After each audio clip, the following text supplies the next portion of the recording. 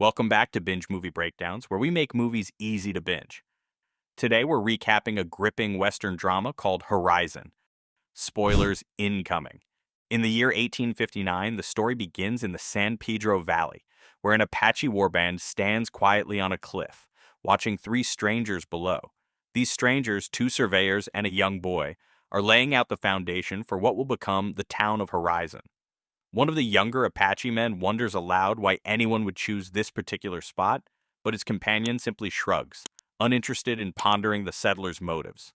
Meanwhile, in the vast open desert, a missionary named Desmarais is on horseback, heading toward Horizon after seeing a flyer advertising the new town.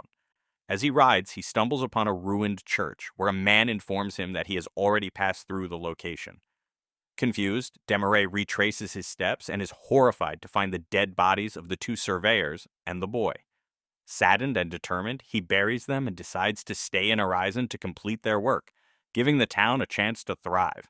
Far away in the Montana Territory, a woman named Lucy arrives at a remote cabin. Inside, James Sykes lies asleep. Without hesitation, Lucy shoots him in the chest, leaving him for dead.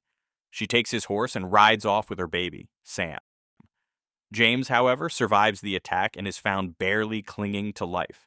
He is brought back to his family's compound, where the family matriarch, Mrs. Sykes, orders her two sons, Caleb and Junior, to track Lucy down and bring her back to face the consequences. By 1863, the town of Horizon has grown into a small tent city. Settlers arrive in waves, eager to start new lives. The town's social hub is a lively dance hall, where residents gather to celebrate. Frances Kittredge, her husband James, their son Nat, and daughter Elizabeth join the festivities, enjoying the sense of community. Afterward, they return to their home perched on a cliff just outside the town.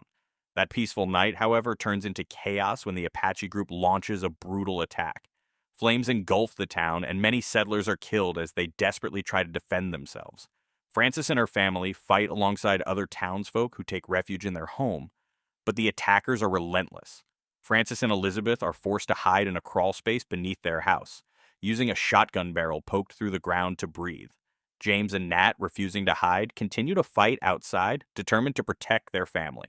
A young man named Russell flees on horseback, escaping the massacre. The next day, those who survived emerge from their hiding places to survey the devastating destruction. Horizon lies in ruins, while the Apache warband retreats to their mountain village. Russell rides to Camp Gallant, where he informs the U.S. Army of the attack. Lieutenant Trent Gephardt and Sergeant Major Thomas Riordan lead soldiers to Horizon to bury the dead and help the survivors. Gephardt tells the townsfolk that the location of their town made it vulnerable to attacks, but his words do little to ease their grief. In the Apache settlement, tensions rise. Payansene, a younger member of the tribe, argues with the elder, Twayese, about the attack. Twayese fears retaliation from the settlers and believes in seeking peace. Pionsani, however, is determined to keep fighting, unwilling to live a life of hiding in the mountains. Twayese eventually banishes Pionsani and those who share his mindset, including a man named Taklishem. Taklishem's wife is heartbroken, blaming him for the violence that has caused so much loss, yet she ultimately decides to join him. Twayese also has an emotional conversation with his son, who reveals that he too has chosen to follow Pionsani. Though saddened, Twayese accepts his son's decision and expresses hope that they will meet again one day. Back in Horizon, Riordan delivers heartbreaking news to Russell. His parents didn't survive the attack. Meanwhile, Chavez, a Pima Indian scout working with the army, leads a team to track the Apache warband. During their search, Chavez discovers the crawl space beneath the Kittredge house, where Frances and Elizabeth are found alive. Their rescue brings some relief to the shattered town, but more tragedy awaits the Kittredge family. Frances and Elizabeth learn that James and Nat did not survive. After burying their loved ones, they join the rest of the survivors in leaving Horizon to start anew at Camp Gallant. As they depart, Elias Janney informs Gephardt that he and a group of men, including Russell, plan to hunt down the Apache and take their scalps. Though Gephardt disapproves, he does not stop them, as the territory lacks formal law. Lucy, now using the name Ellen Harvey, has started a new life in a small mining town with her son, Sam, and her husband, Walter Childs. The family shares their home with Marigold, a bold and flirtatious prostitute. A horse trader named Hayes Ellison arrives in town with his crew, instantly catching Marigold's eye. Despite his reluctance, Marigold aggressively pursues Hayes, determined to win him over. Meanwhile, Lucy and Walter prepare to leave town for a business trip, leaving Sam in Marigold's care. Unknown to Lucy, her past is about to catch up with her. At Camp Gallant, Frances and Elizabeth slowly adapt to their new lives. They express gratitude to Gephardt for his help during their rescue. Gephardt and Reardon later meet with Colonel Albert Houghton, who opposes Gephardt's advice to avoid rebuilding Horizon. Houghton believes that white settlers will eventually outnumber the native population and take over the land, even if it costs lives. Lucy and Walter travel to a remote cabin to finalize a land deal, but are ambushed by Caleb and Junior. The brothers reveal their plan to take Lucy and Sam back to their father. Walter tries to intervene, but Caleb strikes him fatally. Lucy attempts to escape, but is quickly overpowered.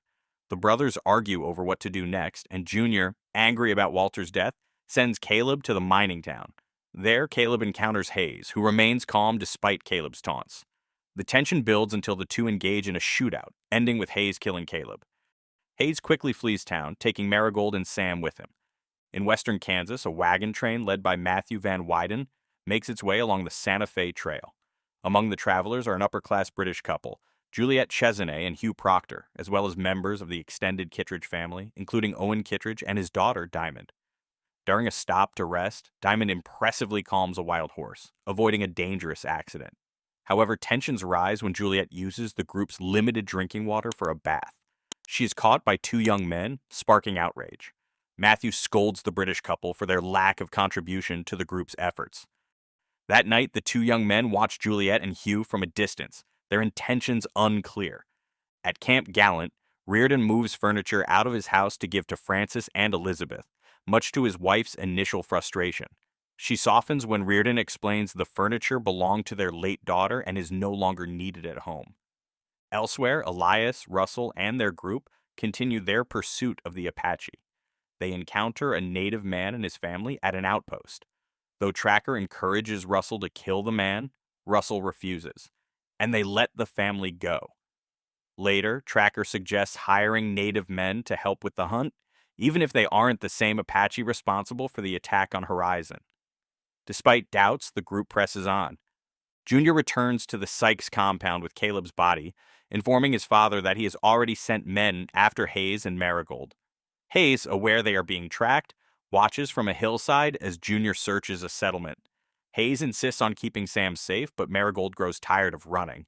She begins an affair with a gambler who persuades her to leave Hayes and Sam behind. One night, Marigold abandons Sam with a group of Chinese workers and leaves town. Hayes wakes to find her gone and, though saddened, accepts the situation. Back at Camp Gallant, many soldiers are called away to fight in the Civil War.